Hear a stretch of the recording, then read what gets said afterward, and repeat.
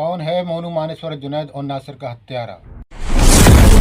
2014 से पहले क्या करता था मोनू मानेश्वर?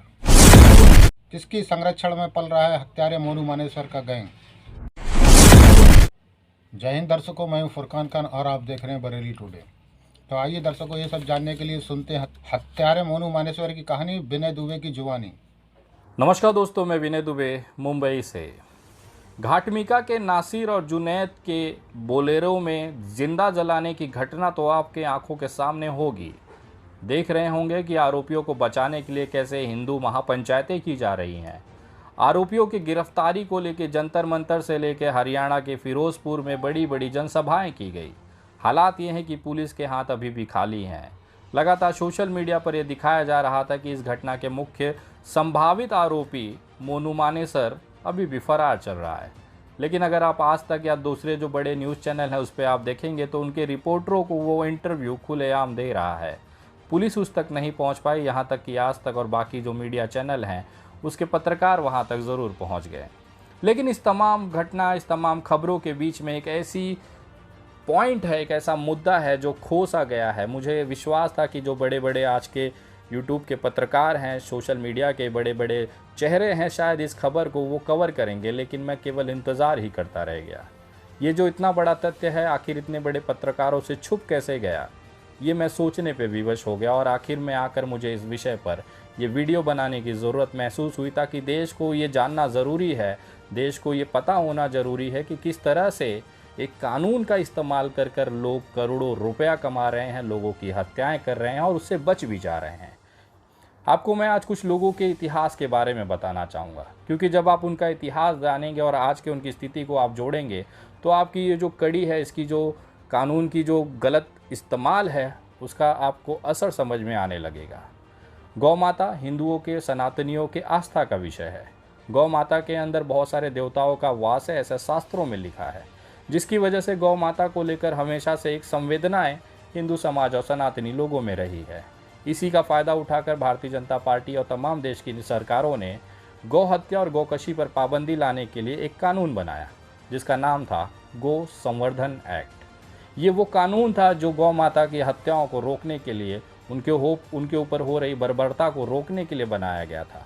लेकिन उन्हें क्या पता था कि ये जो कानून जनता और देश के हित में, सनातन के हित में बनाया जा रहा है, इसी का फ़ायदा उठाकर कुछ आरोपी अपने घर को महल में बना देंगे।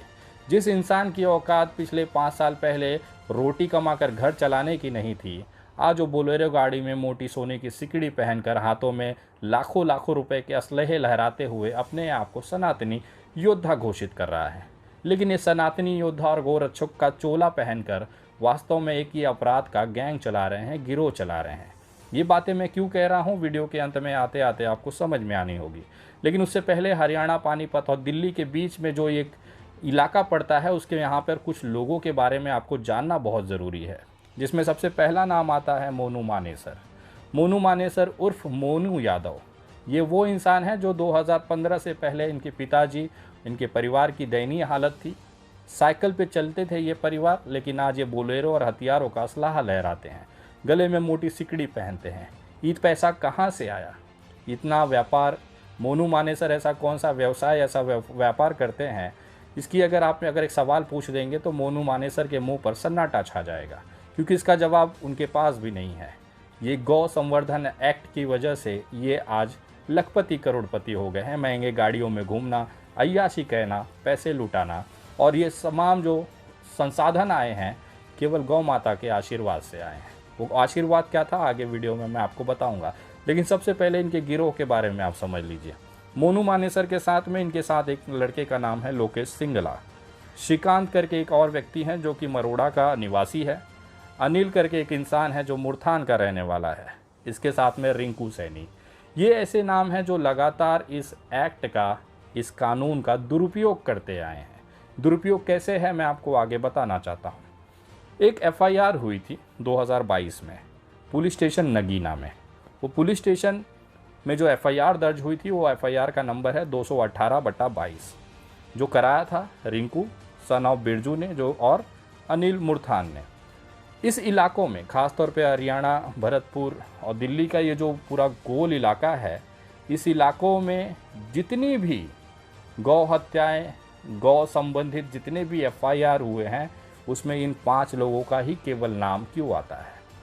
ये सबसे बड़ा सवाल मेरे रिसर्च में निकल के आया कि जितनी भी इस आसपास के पुलिस स्टेशनों में, इस क्षेत्र में 100 किलोमीटर की क्षेत्र में जितने भी एफआईआर गौ हत्या के नाम पर, गौ कशी के नाम पर, गौ तस्करी के नाम पर दर्ज किए गए, उसमें अधिकतर नामों में ये 5 लोग ही थे। मतलब 98% एफआईआर में जो फरियादी थे वो ये 5 लोग थे। ये लोग ये करते थे कि जो व्यक्ति अपने पर्सनल व्यक्तिगत जो गाय है, बैल है, उसे अगर कहीं ले भी जा रहे हैं, समझिए हरियाणा से वो बंदा राजस्थान अपने किसी व्यापार के हिसाब से या बेचने के हिसाब से ले जा रहा है, तो उनको ये पहले दौड़ा कर पकड़ते थे, उनसे पैसे छीन लेते थे, बाद में उनके साथ एक डील की जाती थी। वो डील ये गिरोह इस तरह से करता था कि आपके पास गाय या बैल पकड़ी गई है, आप हमें इतने पैसे दे दीजिए, अदरवाइज़ मैं आपको झूठे केस में, गौ हत्या के केस में, गौ तस्करी के केस में आपको मैं जेल भिजवा दूंगा, वहाँ पर आपकी ज़िंदगी सड़ जानी है। इस पूरे गिरोह को बैकअप दे रहा था वहाँ का स्थानिक पॉलिटिकल नेक्सस, यानी कि वहाँ के नेता। वो विधायक भी हो सकते हैं, सांसद भी हो सकते हैं, कोई भी हो सकता है, लेकिन बिना राजनीतिक संरक्षण के इतनी बड़ा गिरोह इस इलाकों में चलाया नहीं जा सकता। ये जितने भी लावारिस और जितने भी नल्ली चोर लोग हैं जिनका मैंने अभी नाम बताया, इनकी अगर 2014-15 से, ये कानून आने से पहले की अगर आप स्थिति देखेंगे तो इनका परिवार भिखारी की तरह भीख मांगकर ही ज़िंदगी जिया करता था। किसानी इनसे होती नहीं थी, लोगों से उधार लेकर, लोगों से भीख मांगकर ये घर में रोटी चावल खा लिया करते थे। लेकिन आज के हालात अगर आप देखेंगे, ये एक्ट आने के बाद इनकी जो परिस्थितियां हैं वो बहुत आसमान की तरह, जैसे अडानी जी का पैसा बढ़ा था 2 सालों में, वैसे ही इनके पैसे और संबंधता बढ़ती गई। इनके पास लाखों रुपए रातों रात आने लग गए। उसका कारण ये था कि ये झूठे केसों में इस एक्ट के, इस कानून के सहारे लोगों को फंसाना चालू किया। ये जो आरोप लगते थे, ये जो फरियादी बनते थे, ये केवल इसलिए बनते थे कि ताकि जो लोग पकड़े गए वो बेचारे छोटे घरों के लोग थे। मुझे आश्चर्य ये हुआ कि ये जो गौ तस्करी और गौ हत्या या गौकशी के जो मामले जिसमें मैंने देखे, करीबन मेरे पास 29 एफआईआर की डिटेल्स हैं, जिसमें कि मोनू मानेसर, लोकेश सिंगला, श्रीकांत, अनिल और रिंकू सैनी, ये 5 नाम 99% एफआईआरों में फरियादी के तौर पे। कभी किसी में रिंकू सिंगला अनिल है, किसी में रिंकू है अनिल है, किसी में लोकेश सिंगला है, किसी में मोनू मानेसर है, लेकिन ये 5 लोगों ने ही मिलकर 29 एफआईआर मेरे पास आई है मेरे रिसर्च के हिसाब से, जिसमें ये फरियादी बने हैं। सबसे मुझे शॉकिंग ये लगा कि इसमें जो आरोपी बनाए गए हैं उसमें 99% जो लोग हैं वो हिंदू हैं। मतलब इन्होंने जो वसूली का धंधा चालू किया, तुम्हारे पास अगर गाय पकड़ी गई, तुम्हारे पास अगर बकरी का मांस पकड़ा गया, तुम्हारे पास अगर मुर्गी का मांस पकड़ाया गया, उसे गौ का मांस बताकर धमकाकर इन्होंने वसूली करी। और वही कारण था कि आज ये मोटी मोटी सिकड़ी, सोने की चैन, 9-9, 10-10 लाख के असलहे, बोलेरो गाड़ी, स्कॉर्पियो गाड़ी, फॉर्चूनर गाड़ी, ये सब खरीद पा रहे हैं। लेकिन सबसे बड़ा चौंकाने वाला रिपोर्ट तो अभी आगे आना बाकी है। इन्होंने गौ संवर्धन एक्ट कानून को हथियार बनाया। जिनके परिवार भीख मांगकर भिखारी की तरह ज़िंदगी जी रहे थे, इस कानून ने उन्हें बहुत बड़ा वसूली का ज़रिया दे दिया। ये राह चलते रात में लोगों को सुनसान इलाकों में पकड़ते थे, उन पर यहाँ तक कि बहुत सारी रिपोर्ट्स में ये भी निकल के आया, कुछ फरियादियों से मेरी बात हुई थी, उनका ये कहना था कि सर हमारे पास तो कुछ पकड़ा भी नहीं गया था, हम बारात से वापस आ रहे थे, लेकिन कुछ लोगों ने हमें पकड़ के, जिसमें से ये 5 में से एक आदमी था, उसने हमें ज़बरदस्ती पैसे मांगे, नहीं देने पर हमें बताया कि हम गौ तस्कर के नाम पे तुम्हें जेल करवा देंगे, उसके बाद तुम ये पैसा लाके पहुंचा दोगे। 25 से 40 हज़ार रुपया उनके जेब में थी, मोबाइल फ़ोन्स थे, वो उन्होंने दिए, उसके बाद वो वहाँ से जाने दिया गया। तो इस तरह की वसूली ये लोग करना चालू कर दिए, जिसके कारण आज इनकी हालत, जो इनके पास पैसों की खेप आने लगी, उसको देखते हुए इन्होंने बाकायदा इसको पूरा फुल टाइम बिजनेस बना लिया। ऊपर से जो गाय या बैल इनके पास पकड़े जाते थे, उसे वो बेचकर और पैसा वहाँ से भी कमा लेते थे। ये मोडस ऑपरेंडी पे ये लगातार काम कर रहे थे। लेकिन इन्होंने केवल हिंदुओं को, जिसमें 99% जो आरोपी थे गौकशी, गौ हत्या, गौ तस्करी के मामले में एफआईआर में जो नामजद लोग हैं, उसमें अधिकतम जो थे 99% जो लोग थे वो हिंदू थे, उनके नाम हिंदू थे, जिनसे इन्होंने वसूली करी। कुछ केसों में तो मैंने ये भी देखा है, जिसमें 230/2017 का केस है एक, जिसमें कि 17-18 लोगों को आरोपी बनाया गया। उसमें से जिन लोगों ने इनको पैसे दिए, उसके बाद इन्होंने एक एफिडेविट कोर्ट में पेश किया कि गलती से इन लोगों का नाम उसमें आ गया था, जिन लोगों ने इनको पैसे देकर वो मामला सेटल कर दिया, इन्होंने उनके नाम की एफिडेविट बता के और उनको वहाँ से इस केस से निकाल दिया कि नहीं सर, गलती से इनका नाम चला गया था, बाकी आरोपी थे, ये हम भ्रम की वजह से इनका नाम भी जोड़ दिए थे, अब हम इनका नाम वापस लेते हैं। तो इस तरह का जो सेटलमेंट था इन केसों में, इस खास तौर पे इन इलाकों में बहुत देखने के लिए मिला। लेकिन अब मैं जो बताने जा रहा हूँ, शायद ये सुनने के बाद इनके जो संरक्षण करने वाले लोग हैं, अब उनके पैर की ज़मीन खिसकने की बारी है। मेरी वहाँ के स्थानिक लोगों से बात होने के बाद ये गिरोह का ये प्रतिदिन का काम हुआ करता था। हर दिन 50-60 हज़ार रुपया कमा कर ये वापस लौटना था, ये उनका टारगेट हुआ करता था। हर दिन रातों में ये जाते थे और ख़ास तौर पर जब अगर कोई मुसलमान बकरा इनको मिल जाता था तो उसकी वीडियो बनाते थे, ताकि लोगों को पता चले कि हम सनातन धर्म की रक्षा कर रहे हैं और मुसलमानों से हम अपना जो गायों की रक्षा करने के लिए दिन रात मेहनत कर रहे हैं, गोलियां चला रहे हैं, अपने ऊपर गोलियां खा रहे हैं, ये दिखाकर एक मासूम सा एक संवेदनाएं हिंदुओं को ये ले लिया करते थे। लेकिन जो वीडियो के पीछे जो अधिकतर जो खेला होता था वो सनातनी भाइयों के साथ ही होता था, क्योंकि इनका वसूली का जो धंधा है, क्योंकि मुसलमान ये जानता था कि अगर वो कोई जानवर लेके जाएगा तो इस तरह के गोरक्षक दल उन्हें परेशान करेंगे, तो गोरक्षा खास तौर पे गौ माता को ले जाना, बैलों को ले जाने का जो व्यवसाय था वो अधिकतर मुसलमानों ने छोड़ दिया था। लेकिन फिर भी एक आध बकरे इनको मिल जाते थे जिसको ये वीडियो के माध्यम से दिखा देते थे। लेकिन हालात ये थे कि मेरी स्थानिक रिपोर्ट के हिसाब से, वहाँ के स्थानिक लोगों के हिसाब से, इनके पास पिछले 1 सालों में करीबन 6 करोड़ रुपए के आसपास की वसूली की गई। ये अंदाजन रकम है, 5 करोड़ भी हो सकता है, 7 करोड़ भी हो सकता है। लेकिन सबसे बड़ा मजाक मैं आपको बताता हूँ, इन्होंने अपने संरक्षण करने वाले राजनीतिक नेताओं को, अधिकारियों को भी बेवकूफ़ बनाया। इनके ही एक साथी से मेरी बात हुई जिन्होंने ये बताया कि विनय भाई, ये तो हमारा जो फिक्स आंकड़ा होता था ये भी हमें नहीं देते थे।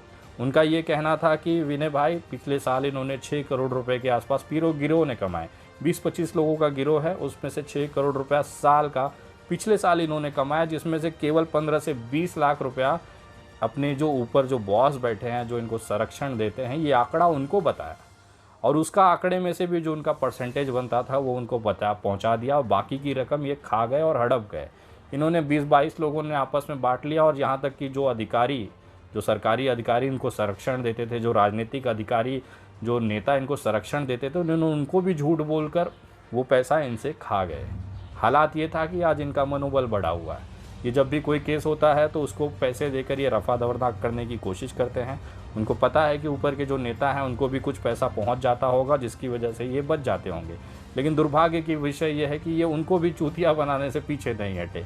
जिस मालिकों ने इन्हें संरक्षण दिया, जिस अधिकारियों ने इन्हें संरक्षण दिया, ये उनसे भी हिसाब के मामले में घपलागरी कर अपना पैसा, मोटा पैसा बनाकर ये आज खुलेआम अय्याशी की ज़िंदगी जी रहे हैं। हालात ये है कि जो बेचारे जो कहीं से यात्रा कर रहे थे या अपना खुद का मवेशी ले जाकर अपने घर पहुंचा रहे थे, उन सनातनी भाइयों को भी इन्होंने टारगेट करके, आप अगर FIR उठाए, आप चाहे तो RTI मार सकते हैं। वेबसाइट, हरियाणा वेबसाइट पर आ जाकर आप ये FIR क्रमांक डाल सकते हैं। मैं अगली वीडियो में प्रॉपर FIR नंबर्स और उसके बाद में इन पैसों से इन्होंने कौन कौन सी ज़मीनें खरीदी, जिस इंसान की हालत 4 साल पहले भीख मांग कर रोटी खाने की थी, आज वो लाखों रुपए की ज़मीन रजिस्ट्री अपने दोस्तों के नाम पर, अपने भाइयों के नाम पर कर रहे हैं। वो रजिस्ट्री नंबर, वो सर्वे नंबर, वो ज़मीन के नंबर्स मैं अगली वीडियो में आपको सबूतों के साथ, मैप के साथ, नाम के साथ पोस्ट करूँगा।